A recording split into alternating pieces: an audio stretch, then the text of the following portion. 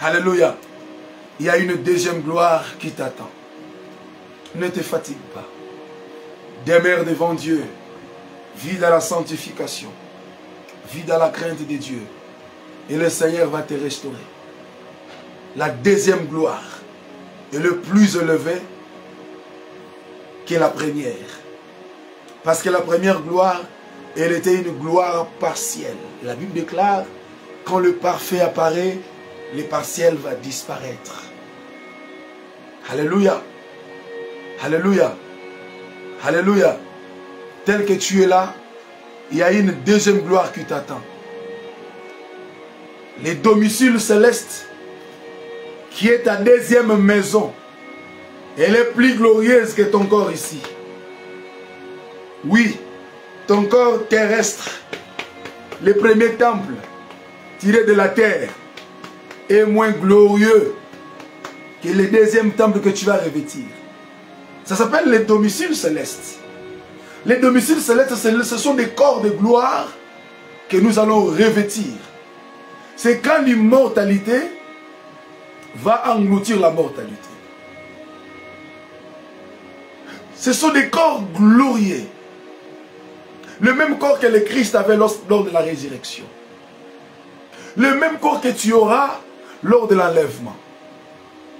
La Bible déclare, les morts ressusciteront premièrement. Oui, parce qu'ils ont déjà subi des transformations. Et nous, en un clin d'œil, nous serons changés.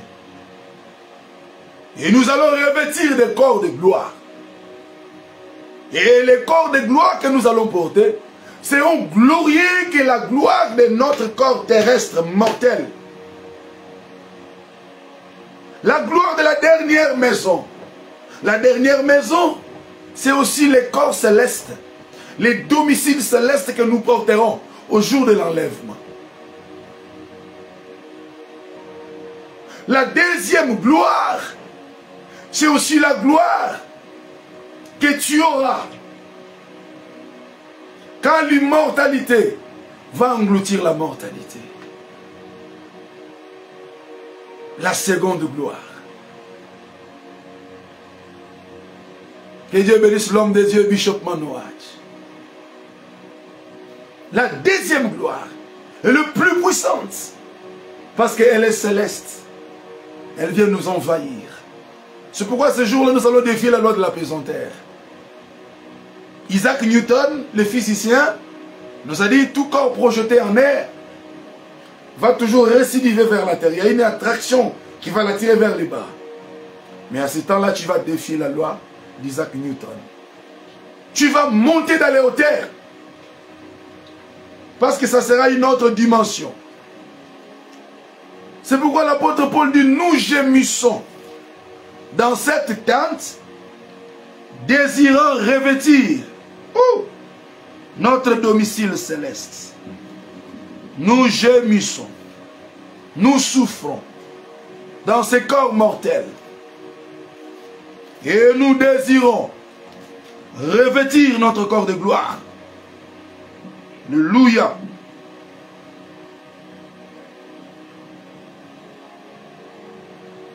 Voilà, 2 Corinthiens chapitre 5.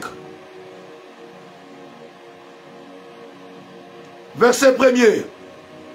Nous savons en effet que si cette tente où nous habitons sur la terre est détruite, nous avons dans les ciels un édifice qui est l'ouvrage de Dieu, une demeure éternelle qui n'a pas été faite de main d'homme. 2. Aussi, nous gémissons dans cette tente, désirant revêtir notre domicile céleste. Oh là là là là. Nous gémissons dans ces corps mortels.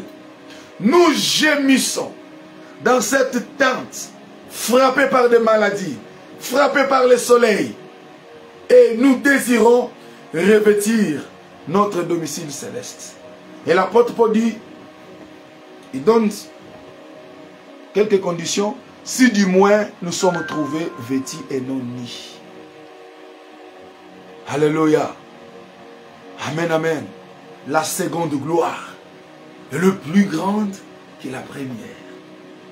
Tu vois, Nous avons parlé de la seconde gloire dans les parvis, donc dans la dimension évangélique, qui peut être la restauration de ta vie, la restauration de ton mariage, la restauration de tes finances, et de la dimension prophétique.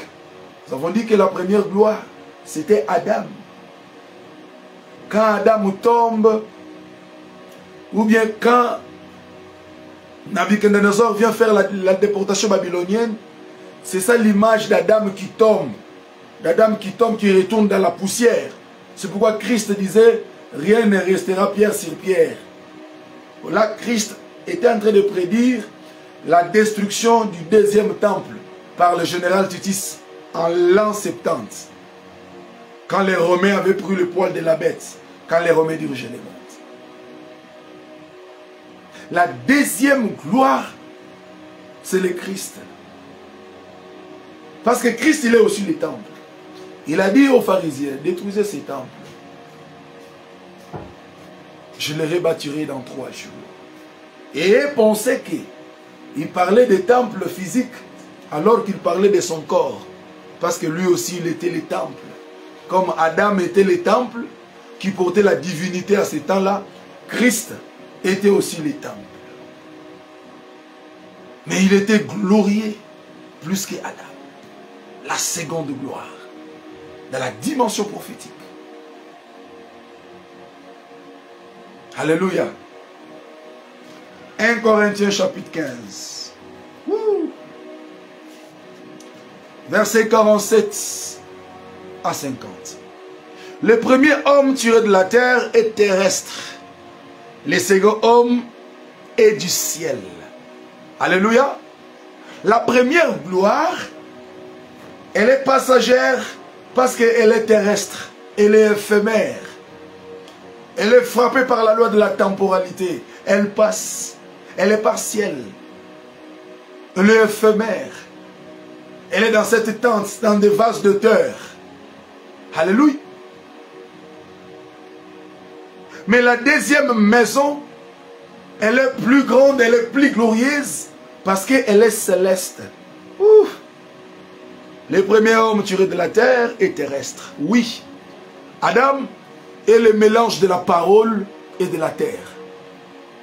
Dieu a pris une masse de terre et Dieu a soufflé.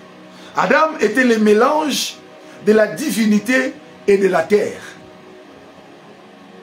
Dieu a fécondé la terre et la terre a donné naissance à Adam.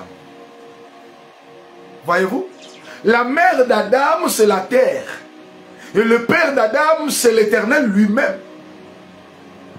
C'est pourquoi Adam, il est terrestre. La maman qui a enfanté Adam, c'est de la terre. Maintenant, le deuxième homme, il est céleste. Maintenant, Dieu s'est dit que comme la toute première maison, elle a failli à sa mission, je change de stratégie. Dieu va parler au ciel. Donc, le deuxième homme, la deuxième maison, c'est le mélange de la parole et du ciel. C'est pourquoi on l'appelle céleste. Alléluia. Wow. Lisons. Tel est le terrestre, tel aussi sont le terrestre. Et tel est le céleste, tels sont aussi les célestes. Voyez-vous? 49. Et de même que nous avons porté l'image du terrestre, nous porterons l'image du céleste. Oh là là là là là là.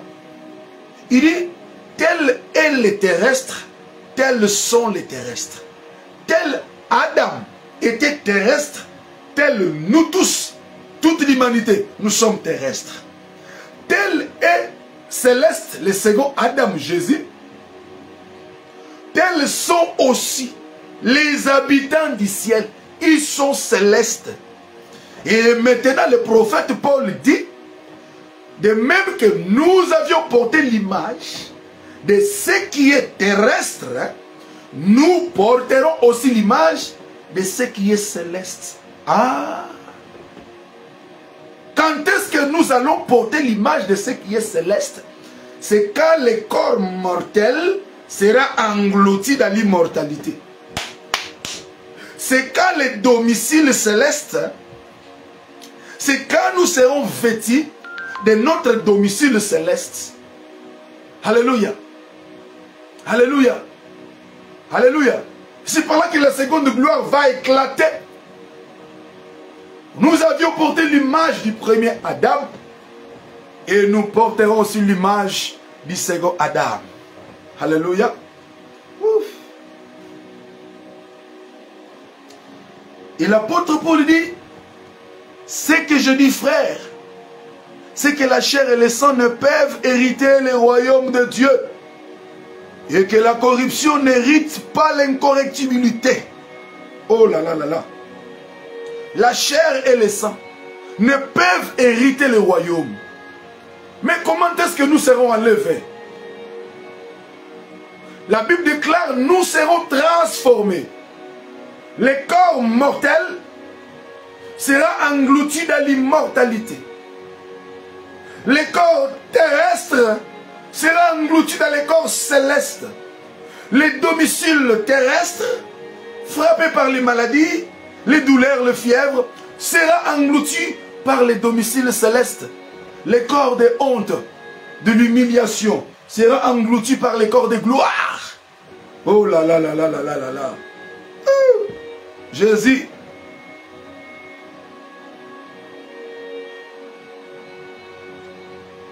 Il dit pourquoi? Il dit parce que la chair et le sang ne peuvent pas hériter le royaume des cieux, de Dieu. Et que la correctibilité, la corruption n'hérite pas l'incorrectibilité. Cette chair correctible ne peut pas aller là-bas. Parce que ce qui est là-bas, c'est ce qui est saint, ce qui est santo, ce qui est sacro-saint, ce qui est sacrum. C'est l'incorrectibilité. Oh. 51. Il dit, voici je vous dis un mystère. Nous ne mourrons pas tous, mais nous serons changés. Oh là là là là là là là là. En un instant, en un clin d'œil, à la dernière trompette, la trompette sonnera et les morts ressusciteront incorrectibles. Donc ils étaient morts de manière correctible, mais ils vont ressusciter incorrectibles. Ils auront le corps de gloire, le corps intact, le corps glorieux. Oh Jésus. Oh. Et nous le vivons par la grâce de Dieu. Nous serons changés. Waouh. Car il faut que les corps correctibles revêtent l'incorrectibilité. Et que les corps mortels revêtent l'immortalité. Ah, ah, ah, ah. Pourquoi d'abord les morts doivent ressusciter? Oui, parce qu'ils sont déjà passés par la transformation. Et ensuite nous le vivons. Nous serons transformés en un clin d'œil. Et nous porterons la nature interne qui se cache en nous. Tu vois, les corps, tu vois ces corps correctibles. C'est une maison qui cache une autre gloire, qui cache un autre corps en nous, qui cache une autre nature invisible mais réelle qui est encore cachée à nous. Maintenant, quand le temps va s'accomplir, cette nature intérieure, ce corps incorrectible qui est caché à nous, va se manifester pour engloutir ces corps mortels. Robrozomania kanda sobra. Tu dois aimer ce genre d'enseignement. Tu dois aimer l'éternité. Tu dois aimer le retour de Jésus. Des fois, ne passons pas tout le temps dans le parvis. Parlons dans les parvis, approchons-nous dans les lieux saints et entrons dans les lieux très saints.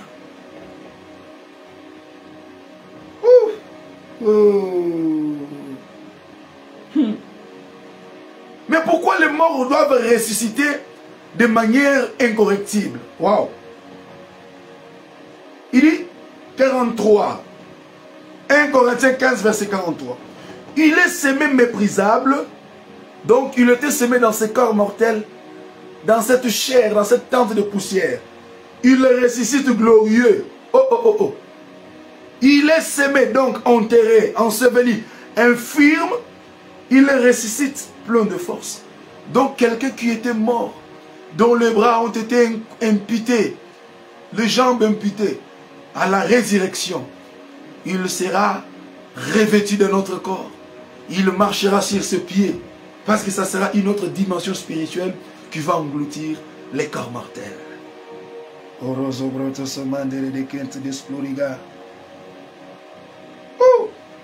C'est pourquoi il est écrit le premier homme, la première maison tirée de la terre. Elle était moins glorieuse. Mais la deuxième maison tirée du ciel, elle est plus glorieuse. Et la deuxième maison qui est tirée du ciel, c'est notre Seigneur Jésus-Christ lui-même. Alléluia, alléluia, alléluia, alléluia. Il est le plus puissant et le plus glorieux. La seconde gloire. Tu comprends la seconde gloire? Tu pensais que j'allais seulement me limiter. Gloire à mi balé, mon balé mi pala zoya. Oui, c'est bien. Il y a les bien-aimés qui ont réussi cette grâce-là. Quand il se met pour t'encourager à tous qui n'ont espoir, espoir et zongi, oui. Nous bénissons Dieu, ce sont des grâces parmi nous. Mais il y a aussi une seconde gloire qui nous attend. La gloire céleste. Alléluia. La seconde gloire qui arrive, c'est la manifestation de la deuxième nature que tu caches. Nous sommes arrivés pratiquement à la fin de notre émission. Que Dieu bénisse tous ceux qui nous ont suivis. Que Yahweh soit avec vous. Que Dieu bénisse le bishop Manoa. Que Dieu bénisse le bien-aimé Cédric Chongo. Que Dieu bénisse le prophète Gédéon Kalambaye. Que Dieu bénisse tous nos bien-aimés des États-Unis. Que Dieu bénisse ceux qui sont au Nigeria, ceux qui sont à Cape Town. Que le Seigneur vous bénisse. Le dimanche, je vais faire un live exclusivement sur l'eschatologie, où je vais parler sur l'éternité. Je vais le faire les après-midi. Parler du Saint-Esprit, je vais vous communiquer l'heure et les programmes. Soyez là pour écouter la parole de Dieu et Dieu va nous parler énormément. Il va nous faire du bien.